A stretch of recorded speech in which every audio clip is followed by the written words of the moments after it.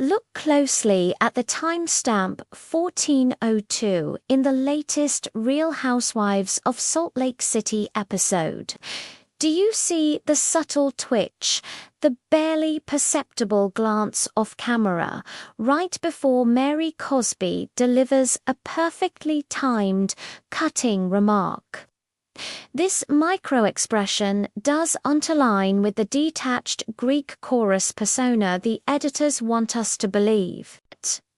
This is a highly produced, curated performance. And I'm here to expose the unspoken agreement, the alleged manipulation shaping Season 5 and 6 of RHOSLC. The lost footage of Mary Cosby is intentionally buried, all to protect Bravo's most polarizing asset. The first major red flag is the sheer absence of material. Remember the unfiltered Mary of earlier seasons. Now, in group scenes, she's often quiet, framed as an observer. When she speaks, it's a witty, observational, aside Greek chorus commentary that is hilarious, but rarely confrontational. Contrast this with the other women, whose drama and outbursts are fully shown. But with Mary, the camera often cuts away, or her responses are minimized to brief soundbites, devoid of the longer, problematic exchanges that defined her past. This isn't just clever editing, it's a strategic sanitization. The inconsistencies are glaring. Where is the friction? We are being given a highly controlled, protective bubble around a character who once thrived on chaos. This is a deliberate crafting of a narrative designed to maintain engagement without the liability of past controversies. The mystery isn't what Mary is saying, but what we aren't being shown. Now, let's dissect the strategic absence of a traditional villain edit, pointing directly to production manipulation. Housewives' villains typically receive an arc of build-up, explosive confrontations, and dramatic sound design. With Mary, the playbook is gone. Look at a moment where a cast member recounts a hurtful interaction with Mary. Notice the lack of a typical ominous score. The music choice is oddly neutral, deliberately softened to dampen the emotional impact. Furthermore, observe the reaction shots. When Mary makes a potentially controversial statement, the editors typically avoid lingering close-ups on the other women's faces.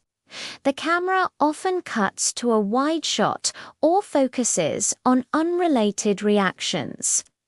This is a tell. They are actively trying to dampen the ripple effect and prevent the fully engaged reaction economy that would naturally arise from her pointed remarks. Consider the lost footage circulating online.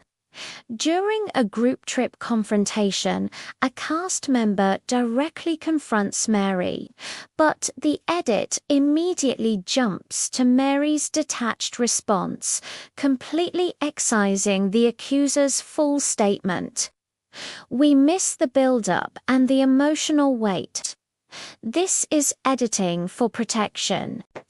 It shapes Mary into a character who effortlessly deflects conflict with a quip rather than a messy reality participant.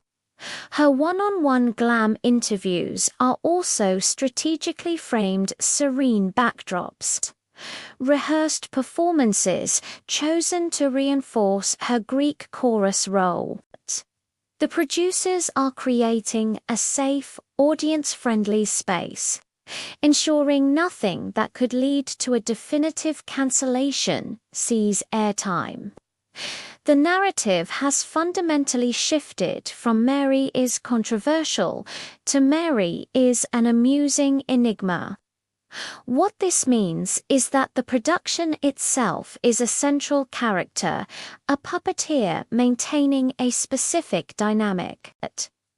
The gentleman's agreement theory suggests Mary's return was contingent on a more controlled edit. The lost footage is intentionally buried to ensure Mary remains palatable and a source of comedic relief. This protects Bravo's significant investment. The editing is the true main character here, constantly working overtime to shape a specific narrative. The takeaway is clear. Watch how the show is made, and you'll see the truth behind the curtain.